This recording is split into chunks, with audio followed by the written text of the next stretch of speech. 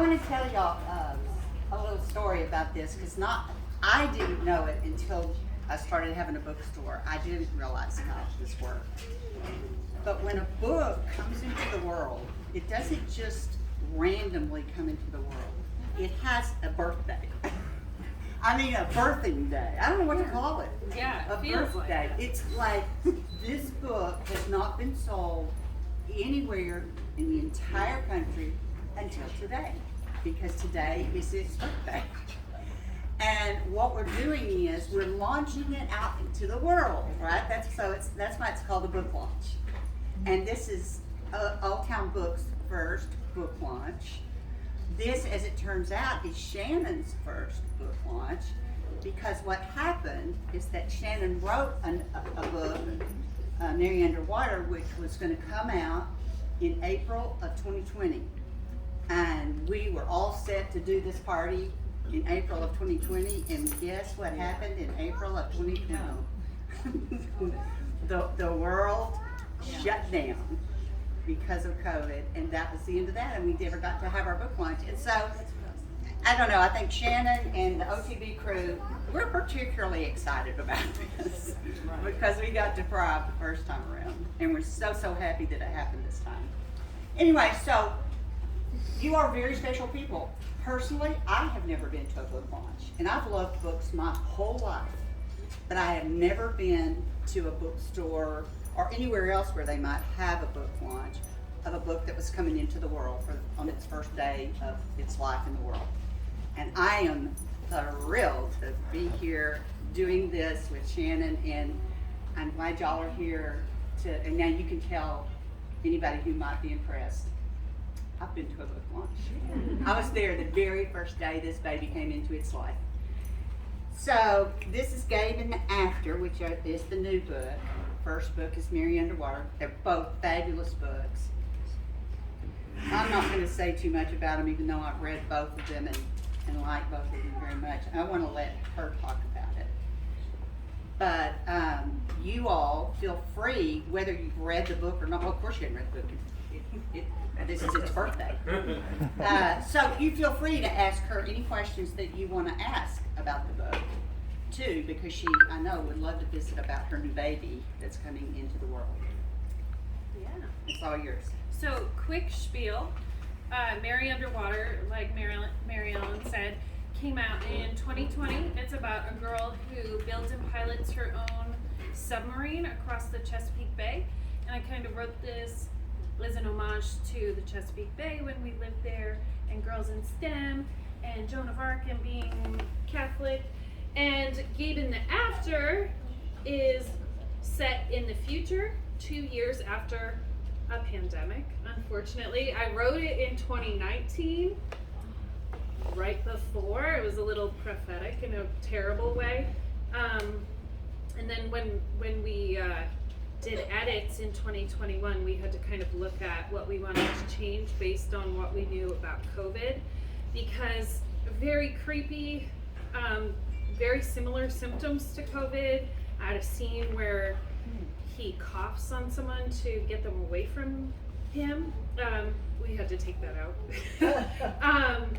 So different symptoms to this pandemic. We even experimented with, instead of a pandemic, it being like a lab explosion. So I rewrote the whole book with a lab explosion, and then my editor didn't like it as much.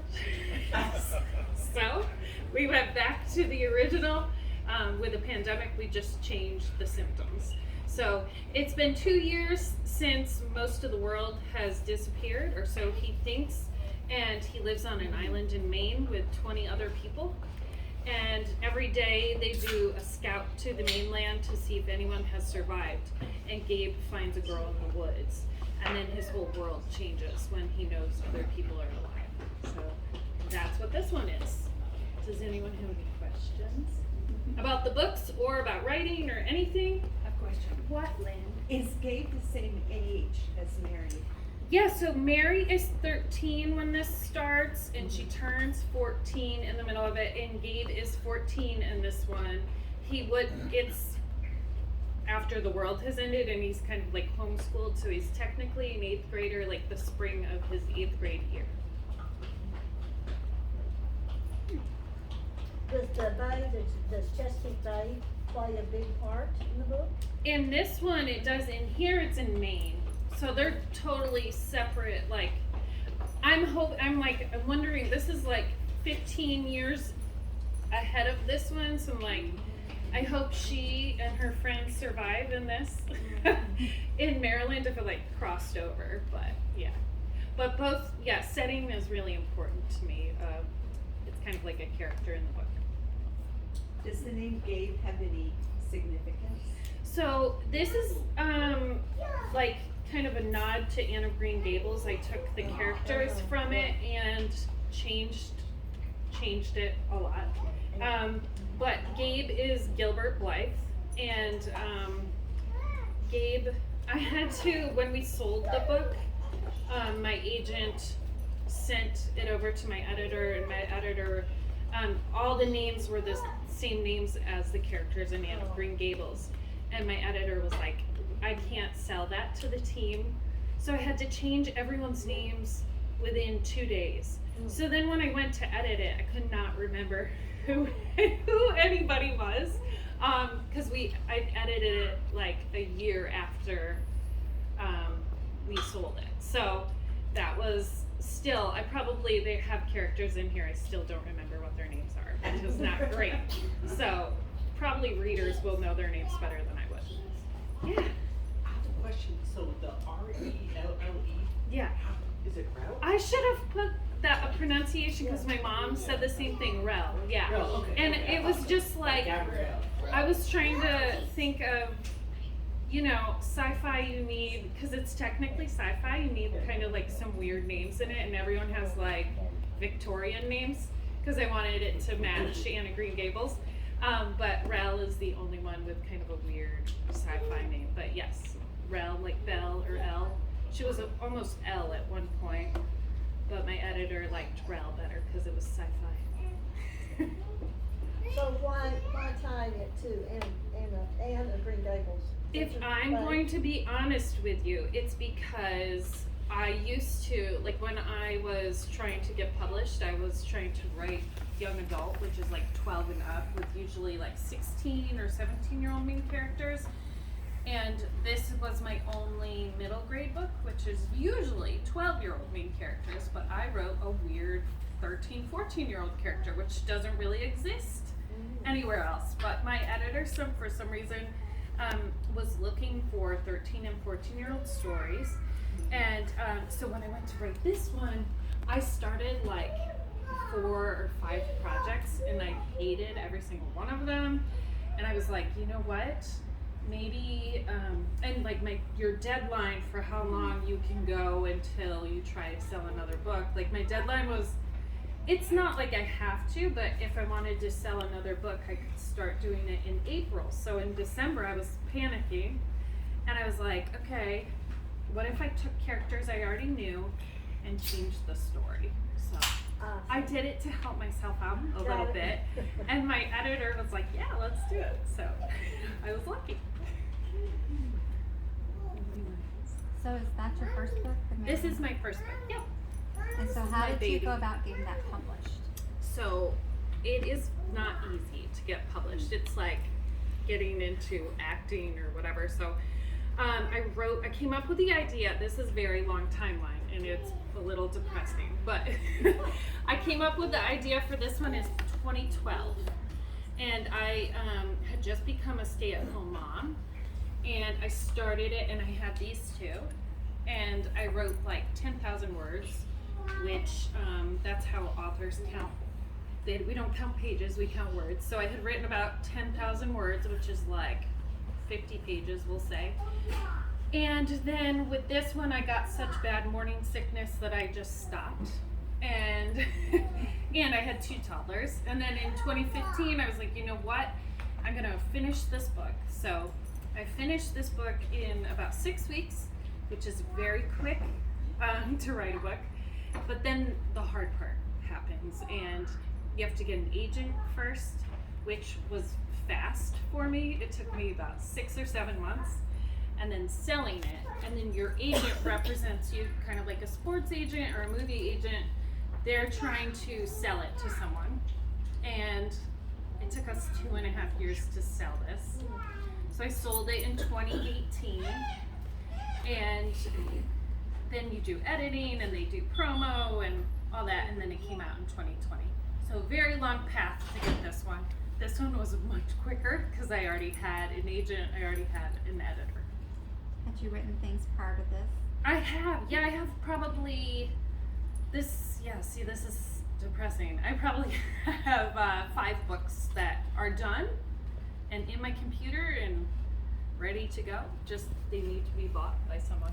Are they for this age group? No, they're for a little older. So yeah, I have only one other middle grade, but I do like the grade now that I have written it a few. So I've got a new idea that I'm working on. So we'll see. But my other ones are a little older. Will the editorial changes make it less personal to you? No, so it kind of helps me take a step back, and my editor is amazing, and she's like, how about this? And she's very gentle, like a kindergarten teacher, and wonderful, and if I don't want to do something, she's like, okay, that's fine. But it always makes it stronger, even if it's really hard to do. But usually they see something that you didn't see, you know, so. Did you have the same editor and the same agent for both books? I did. Yeah, I was lucky, but now I have a different agent. Right. But yeah, for these two, I had the same agent and editor, and a lot of people have to change editors. My friend who's got a book coming out next week, he's changed editors 3 times for one book, which can really change. By his choice or by No. them changing it? Yeah, like Once they buy it, they really can make those kinds of decisions. yeah, they'll change it within the house, like, oh, I have too many books on my plate, so I'm gonna pass it off to a junior editor, or they quit, or they go to different agencies, so, yeah, but I was lucky, yeah, to have the same one. Yeah. What draws you to write about younger characters? I don't know, I think, well, I'm a teacher, and I think kids are great, and I like kids' stories a lot more. I love a coming of age story, and I think kids are more fun. Honestly, I think like a lot of, I write kind of literary, so adult literary is sometimes a very depressing, or, you know, nothing really happens, so I think middle grade is kind of the sweet spot of where I can, you know, do really beautiful writing and do fun things happening at the same time. What do you like to read, Shannon? Or do you ever read? You got children, I know. I do, you know, I will say writing and being so immersed in publishing has changed my ability to just read for fun. I usually read my friends' books before they come out, so that I can do reviews or I can help critique them. So my reading is more like reading my friends' books or reading for research. For this, I had to read so many prepper books to see like what the end of the world would look like. And this one I read like a 700-page like pamphlet, basically. No, what is the word for it? It was like a how-to Manual. Yeah, a manual. Good, thanks, buddy. A manual on how to build your own submarine. It was 700 pages. Oh, wow. Yeah, that's right. So I'm reading that stuff, which Were you already a Joan of Arc fan? I was a huge fan of Joan of Arc, and I was cool that my editor was like, hey, I got to write like nonfiction pieces in that. She was like, I don't think everyone knows as much about Joan of Arc as you do. Do you want So to you write put it in there. That was Yes. great. I love Which it. was really cool. I wasn't expecting to be able to do that, but yeah, that was fun to do. That was one of my favorite aspects of that. Thank you. Yeah, you know, originally I was like, we put it in like chronological order of Joan of Arc was a saint in the 1400s who was burned at the stake for being a witch. But I was like, her ashes were floating in the Seine, and my editor was like, I think maybe that's a little too much to start with. And I was like, oh, okay, good point. So now it's at the end. So it's like easing kids into that, I guess. So your settings are in the Northeast, and clearly you do not have a Texas accent. So how did you come to have your book launch here? Yeah, it is funny, huh? We are a military family, and we are headed back to Maine next month. So yeah, military. But I'm a New Yorker. Yeah. So now I consider Maryland the South because I'm from New York, but they don't think that way. Yeah. One of the perks of working in a bookstore is that you get to read books before they come out. Yeah. And there are a lot of perks to working in this bookstore, but that's one of my favorites. And I really, really enjoyed this book, and one of the things I appreciated about it is that it's realistic, but it's not fairy tale. You know, nobody swoops in and makes everything all right. I really appreciate that, and I appreciate the fact that the kids are the agents in how things work out. You know, they're not just kind of pawns in the story. They're ones who make things happen, and that's really special. There's really cool activity stuff online for Mary Underwater. Will there be for Gabe too? You know, I just started teaching again, so I had a lot more time for Mary to do stuff like that. If I can get myself together, yes, there will be activities for Gabe as well. Yeah. Is Gabe after a dystopia? Yes. Ooh. Yeah, but it's I wanted it to not be gray and dismal. It's really green and lush and like, kind of like a very cozy version of the apocalypse. Like, it's not zombies and shooting, and it's very like, It's more like, we grow our own garden and bake our own bread. yeah, it's really not so dystopian as it is apocalyptic. It's so, you know, like it's after something cataclysmic happens and there's no people left around. But they have created a very welcoming community, very, you know, they're kind to each other and they take care of each other. And they live in this big, huge, lush house. Yes. Like, It's really kind of cool. Yeah. Yeah. The kids are like the center of everything. Yes. And Yeah, there are not many adult survivors, so the kids kind of have to make their own yeah. way in the world. Yeah. It's fun. It's like a very easygoing, like, gentle apocalypse. I know, that's an oxymoron. For those of us who haven't ever read or watched Anne of Green Gables, Yes. I know that was a big inspiration for Gabe in the After. Can you tell us a little bit more about that and how it came to be your inspiration for Gabe in the After? Yes, thank you.